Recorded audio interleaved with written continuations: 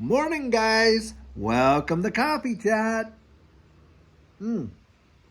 Wow, has it ever cooled off down here? I mean, it has gotten like really cold. It won't be long until I'm wearing sweaters when I come out because, boy, this dip down is a big, big deal. It is really quite chilly. And I suspect in a lot of places around, up there in the northeastern and even in the northwestern part of the state, you're feeling a lot more cold. I know my family up in Canada is already getting the chills, you know what I mean?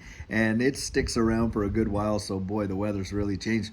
Anyhow, guys, what's going on in the wide world is really, really amazing. And here at home, especially as well, because people are under, as we know, most people are under a really tight pickle in terms of their monthly expenses and whether that be, servicing their credit card debt, making their mortgage payments, all that kind of stuff. Power and all the utilities have gone wild as well. And of course, inflation is just like gone bonkers. And in fact, the BRICS countries have literally come out and said they're dumping the US dollar. So now we're going to really see some big time inflation, at least from my expectation. I believe that a lot of that dollars, those demand for US dollars outside the US, is going to come back, and we're going to see big inflation. And of course, all the prices of everything, all our utilities, all our expenses, of course, our revolving lines of credit and stuff like that, those interest rates are going to go wild, and we're going to see a big time push for, things going way, way up in price. Well,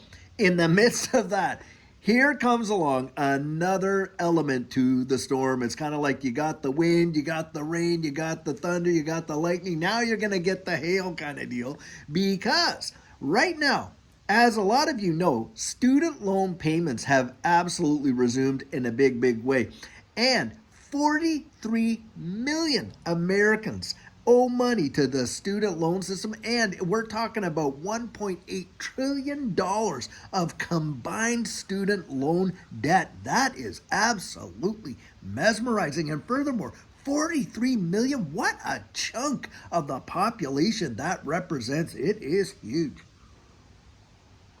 Now you just start to factor in these additional costs, and there's folks out there that are carrying hundreds of thousands of dollars of student loan debt, and it's practically the never ever plan. It's worse than their mortgage, and they'll probably carry it for like decades to come. But the reality is the impacts of that in the broad society. Now, I have no issue with people having to take care of their student loan debt. I don't believe that, that we should be just kind of wiping it off and the taxpayer should be on the tab for all those student loan debts. Hey, you went out there, you got the education, The thing is this. Having said that, I will say this though, in defense of people that are going out there and paying for these, the tuition fees and the stuff that they charge students going to university today is absolutely obscene, and I believe it's there for intention so that when they graduate, they're already slaves to the system, owing unbelievable amounts of money. And then, they go out there and they try and start to get a job, in the career, in the field that they trained for, and they can't find one. And sometimes it takes them literally 2 to 3 years before they can even land, a job in the field that they trained for and stuff like that. And that is absolutely ridiculous. These university fees and tuition should not be going astronomical like they are. But of course, like everything else, sure enough, that's the way it is. And what's that mostly to pay for? Well, it's to pay for a lot of the, these negotiated deals with the professors and all this and this and that, and on and on and on it goes. Anyway, it's a domino effect. Needless to say, it's my belief that yes, if you go out there and you incur that kind of debt to get an education, then sure, you should have to pay that back. I get that 100%. But the thing is this. Right now, it's been laid on a lot of people's plates at a time when they could least afford it. And boy, is this causing pandemonium out there in a big way. And you're seeing people that are literally at their wits' end. And the amount of stress that in this report that I read that it's calling for is truly phenomenal of what these people are going through.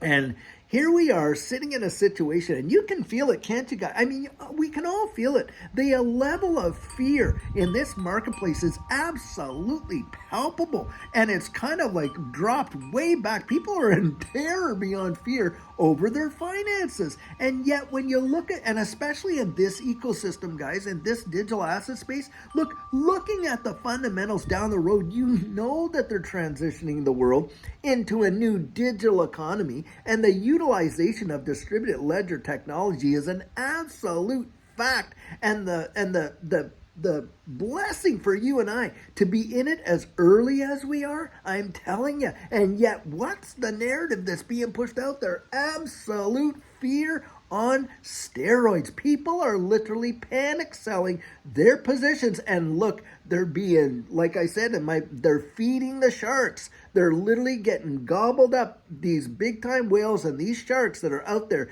just waiting for people to drop their positions so they can absolutely gobble them up. And that's what's going on. And then down the road, when things really appreciate big time, these folks are going to look back and they're going to have that story. Yeah, I remember when I owned a few XRP and I had some XLM, and oh yeah, I had some HBAR at one time, and boy, now it would be worth, all millions of dollars. But here I was, I was just scared, and I sold it. I mean, how many of us have a Bitcoin story? I know I have one big one too.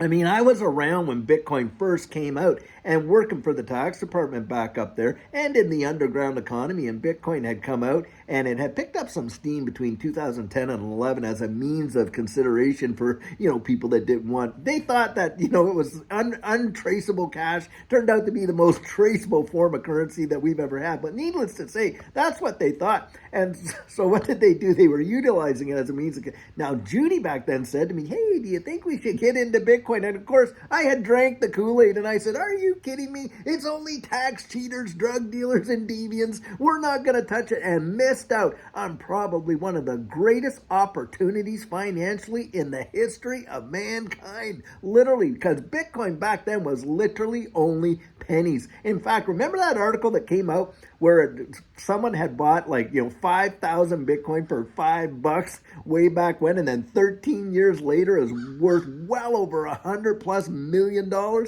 That's insane. I mean, who would ever have fathomed that? And of course, we all have a Bitcoin story. Well, guys, it's my belief, with the fear that's going on right now in this whole space and in the wide world, and the panic, the pressure people are feeling, the pinch financially and this and that. And so, of course, they're being driven to capitulate their positions. Well, I think down the road, we're all going to have a crypto story of, a lot of people are going to have a crypto story about how they once were in it and then they jumped out of it because they just didn't have the nerves to handle it. And then all of that appreciation came in. That's really what I think is going to happen, which is so sad, because the fact of the matter is that as early as we are, and yet the fundamentals are screaming of evolution and change in this financial ecosystem around the world, that it's truly phenomenal. You can literally see we are moving into what they're calling the fourth industrial revolution, and it is going to genuinely transform lives. I absolutely believe that, because you can see the proverbial handwriting on the wall. Think of the internet. I mean, really. Now, there are people out there listening to me right now that you were born when the internet was around. You don't know life without the internet. Well, I'll tell you what, a lot of us that are older, we remember what life was like without the internet. Think of Napoleon Dynamite. It was kind of like that. But needless to say, do you know that just a few dollars of investment into the internet, how that would have transformed your life in a phenomenal way? But most people were mesmerized by the convenience and completely oblivious to the opportunity that it genuinely represented. And boy, I'll tell you what, has the internet literally transformed the world and our lives in a powerful, powerful way. I mean, you really don't have to look any further than just social media alone. Forget about the banking and all of that kind of stuff and all the just social media alone. It has changed the way the world literally socially interacts. I mean, you have communities that have no borders on the internet, right? Because, I mean, you're dealing with people around the wide world. Look at this channel. I mean, we got people from literally every corner of the globe that comes in and watches and participates. And it is an amazing, amazing thing. Well, I remember when that was just sheer and utter science fiction. But it happened, and we could see the infrastructure of it before it really took place. You know, it's like driving down the street. Said, "Oh, they're building something over there," because you see the foundation, you see the the forms and everything like that. And then by and by, there's a structure there. Well, hey, that's what's going on in the wide world with this distributed ledger technology space. You can see all the foundations being laid, and you're starting to see some structures. Well, I'm telling you, when this thing gets completely built out, it is going to change the wide world in a powerful way. And a lot of folks are going to miss it. Why? Because they're so stressed out. Look, having to pay all their student loans, having to take care of this, having to take care of that, and they're being squeezed into a situation where they're literally capitulating their positions out of absolute fear. And guys, I'm going to tell you something, no good decisions are made based on fear, are they? Not one. Guys, that's why I'm holding strong. I believe in what I see and the research we're doing and what the world is transitioning into. And from my point of view, it is going to represent the greatest, probably the greatest wealth transfer in the history of mankind. I genuinely believe that. I'll tell you what. Well, guys, I sure hope that you're having an absolutely fantastic start to your day. And until later on, when we have an absolutely amazing video planned for you, have a great one and take care.